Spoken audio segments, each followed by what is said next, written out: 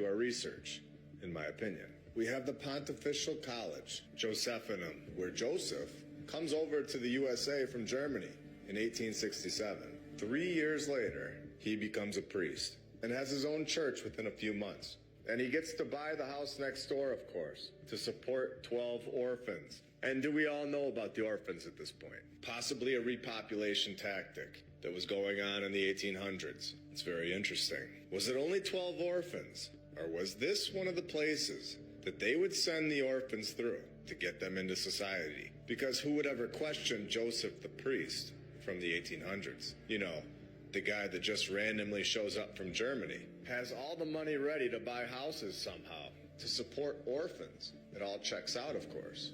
Simple stuff for Joseph. This was known as the St. Joseph Orphan Asylum. It grew so rapidly, for some weird and, of course, very random reason, that 5 years after it began, Joseph moved the operation closer to the railroad, which is how these individuals would be dispersed throughout the country. So this is a paragraph of admission. We are being told, down to the smallest detail, how this operation worked. It would go through churches. They would bring a manager type over from Europe, call them a priest, give them a house, give them the resources to run these operations, purchasing new buildings with ease to run the program. So not only do you have the World's Fairs that were a repopulation tactic, you had these orphan trains and orphan hubs where they would be dropped off and planted into society. The new facility that Joseph was just finding and saying was his. I want to make that clear. He wasn't building anything. He was given these buildings that were already there from the previous civilization. So the new building gave the orphans a training in the trades. So this Joseph guy was obviously sent with a purpose to repopulate and teach to a brand new society, one that didn't have any skills. This right here is how you reset a society's technology level. The teacher is never in charge of what the students learn. This Joseph character is a teacher of a class. He is not the principal of the school. There are many schools. He is clearly taking direction as to what the students of the new society will learn. There were many classes like this one all over the country, happening simultaneously. This was an operation. This went on for 12 years with zero backstory. Finds the Collegium, Josephinum, this massive college, is just found and ready to roll. No clue where the money came from. No mention of how many men were needed to build this place. Just found it. And its first class of 23 men began. It's unbelievable. This is one of the most important stories to our research, in my opinion, because it shows exactly how the operation took place. It's actually laying it all out there and shows us exactly how they repopulated these regions in the USA. It shows us the operation with the orphans, the teaching programs. And this was our base for our technological knowledge. Whoever controlled this operation from the top has all of the technology from the previous civilization and is controlling what technology we get to have. And they've clearly been doing this for a very long time. And for anyone that's on the fence, we have the St. Vincent's Infant Asylum, located in Baltimore, where we have tunnels under the ground. This infant asylum was in use in the mid-1800s, during the same time period as German transferred Joseph. And what do you know? In the early 1900s, the operation was done. And they declined new orphans. 1941, they changed this to apartments. And in 2015, they light it up and try to destroy it with a fire. But they fail. So 3 years later, what do you think happens? 2018, the building was illegally demolished without a permit. You literally can't make this stuff up. It gets more and more obvious. If you're still on the fence, let's go even deeper.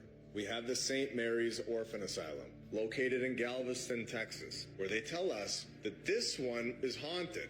Now, I've talked about hauntings before briefly. I'm not going to say that there aren't any hauntings, but when it comes to these old world buildings, I think it was a tactic to keep people away from them.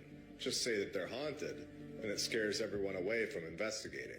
So we have yet again another orphan operation going on in the mid-1800s. And I'm just going to let you know that this is going on and on and on. There were so many orphan operations going on in the mid-1800s because this was how they were repopulating these cities. So where were all these kids' parents? Is this where a lot of our families originated from? Is this why the family trees in the USA almost all end around the same time period? We are told hundreds of fire stories through the first 52 episodes. We know that that is the key, and the nod, that it's a building that was constructed by the previous civilization. The St. Mary's Orphan Asylum. For anyone wondering where the parents of these orphans were, you might want to check the other asylum, the insane asylum, because they were not going along with the reset. Here's a graph showing that the insane asylums are disappearing over time, and I wonder why. Good thing they cared so much about us in 1955 and 1965, because surely that was the fix. Oh, it wasn't? And then a fire had devastated the St. Mary's Orphan Asylum in 1875. If anyone is still on the fence, there is room over here to get off the fence. And honestly, who would want to sit on top of a fence anyway? So we have Ohio, Baltimore, Texas. We have all these towns and cities being repopulated. Brand new people, brand new social structures, brand new mindsets, and resetting what people are taught. This all happened around 150 years ago. So this is all very new. This isn't thousands of years ago. Then we have another very interesting aspect of this in Germany. During this same exact time period, and remember, we also have good old Joseph from earlier, also from Germany. So here we are given the Kinderbewahrenstall. And if I pronounce that wrong, I hope you all understand. This is where we are given kindergarten, another tactic to teach children the brand new social structures. What better way to trick people? Take them out of their family's home and tell them what to think, and then test them on it. Failing the test will then lower your self-esteem, putting a social pressure on children to agree with this new way of taught, or they will be called dumb and get an F. This is an operation. It's all connected, and it's designed to enslave the world's population. Year after year, we are all taught a false narrative.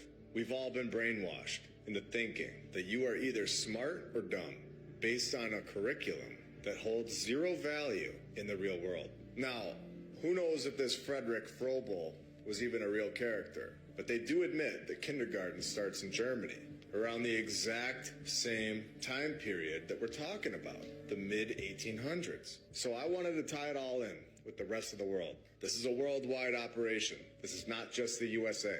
We have a lot of things in the USA being controlled through Germany during this time period, especially the education aspect of it. And I want to point out that yes, we have borders and division now.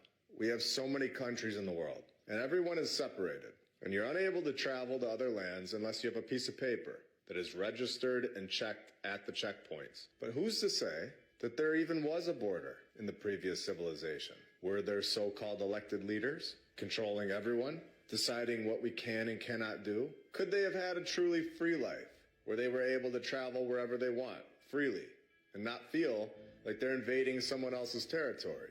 I would say, in my opinion, this was the world that was here before the reset. And something happened where this past civilization was wiped out and their technology was stolen by a group. And some of it